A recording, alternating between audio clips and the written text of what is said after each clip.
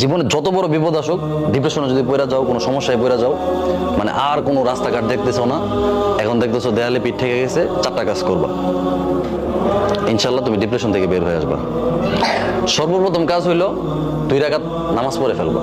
উজু করে 2 রাকাত নামাজ পড়ো। নামাজ পড়ে তুমি আল্লাহ তাআলার কাছে পরামর্শ চাইবে, আল্লাহ আমি তো এই সমস্যায় পড়ে গেছি, আমার তো হঠাৎ করে বাবা মারা গেছে, আমি তো এখন চোখে কিছু দেখতেছি না, আমি তো এই অন্যায়টা করে ফেলছি, আমি কি করব? আল্লাহ তাআলা তোমাকে পরামর্শ দিবে।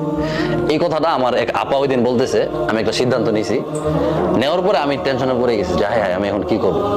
তো আমার আপা আমাকে বলতেছে যে তুমি কাজ করো, 2 রাকাত নামাজ পড়ো, নামাজ পড়ে আল্লাহ তাআলার সাথে পরামর্শ করো। আমি চিন্তা করছি আল্লাহ তাআলার সাথে পরামর্শ করবো কিভাবে। 2 রাকাত নামাজ পড়ছি, নামাজ পড়ে আমি আল্লাহকে বলছি যে আল্লাহ আমি তো এমন একটা সিদ্ধান্ত নিছি, কি করব। তখন দেখি আমার মাথায় নানান চিন্তা আসতেছে, বুদ্ধি আসতেছে, পজিটিভ। বুঝছো, ডিপ্রেশনে পড়ে গেলে প্রথম চেষ্টা করবা 2 রাকাত নামাজ পড়া। দ্বিতীয় যে কাজটা করবা, একা থাকবা।